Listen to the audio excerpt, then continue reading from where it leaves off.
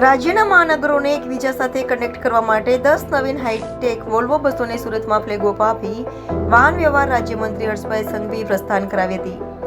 ગુજરાત રાજ્ય માર્ગ વ્યવહાર નિગમ દ્વારા સામાન્ય નાગરિક સુધી જાહેર પરિવહનની ઉત્તમ સેવાઓ પૂરી પાડવામાં આવી રહી છે. રાજ્યના મહાનગરોને એકબીજા સાથે કનેક્ટ કરવા માટે 10 નવીન હાઈટેક વોલ્વો બસોને વાહન વ્યવહાર અને ગૃહ રાજ્યમંત્રી હર્ષભાઈ સંઘવીએ ફ્લેગ ઓફ આપી પ્રસ્થાન કરાવી હતી. એસવીએન આઈટી સર્કલ ખાતે આયોજિત કાર્યક્રમમાં ધારાસભ્ય સર્વમનુભાઈ પટેલ, કાંતિભાઈ બલ્લર, સંગીતાબેન પાટીલ, ડેપ્યુટી મેયર, જિલ્લા કલેક્ટર ડોક્ટર સૌરભ પારકી, જીએસઆરટીના સચિવ રવિ નિર્મલ, સંગઠન પ્રમુખ નિરંજન ઝાંઝમેરા, સુરતના વિભાગીય નિયામક પીવી ગુજર તથા એસટીના અધિકારી કર્મચારીઓ ઉપસ્થિત રહ્યા હતા. તો આ નવીન બસોમાં નાગરિકો માટે વિશેષ સુવિધાઓ ધ્યાનમાં રાખવામાં આવી છે, જેમાં 47 સીટિંગ કેપેસિટી, 2x2 લેધર અને આરામદાયક pushback seat, mobile charging facility. આ નવીન વોલ્વો બસ 13.50 મીટર લાંબી છે.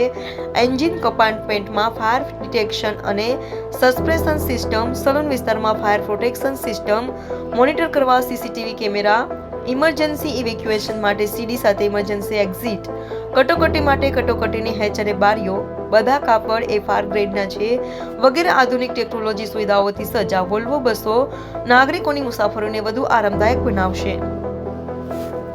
આ બસો સુરતથી ગાંધીનગર સુધી તથા ગાંધીનગરથી સુરત 2 બસ, સુરતથી નહેરુનગર, નહેરુનગરથી સુરત 4 બસ તથા અન્ય 4 બસો રાજકોટના રૂટ પર નિર્ધારિત કરેલા સમયમાં ચાલશે.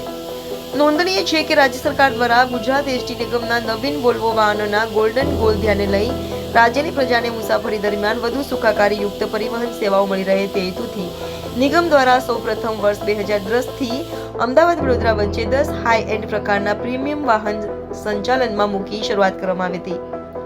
આ સર્વિસોમાં મુસાફરોને સારો પ્રતિસાદ મળતા નિગમ દ્વારા ઉત્તરોત્તર વધારો કરી હાલમાં 170 હાઈ એન્ડ પ્રકારના સ્લીપર અને સીટર વાહનો ચલાવવામાં આવે છે, જે મુખ્યત્વે રાજ્યના અગત્યના શહેરો તેમજ ધાર્મિક સ્થળો અમદાવાદ, વડોદરા, રાજકોટ, ભુજ, સુરત જેવા શહેરોમાં સોમનાથ, અંબાજી, દ્વારકા, શામળાજી, ચોટીલા, જુનાગઢ, વીરપુર વગેરે ધાર્મિક સ્થળોએ અને અન્ય રાજ્યના નાથ દ્વારા ઉદયપુર અને કેસરિયાજી જેવા સ્થળોએ સંચાલન કરવામાં આવે છે.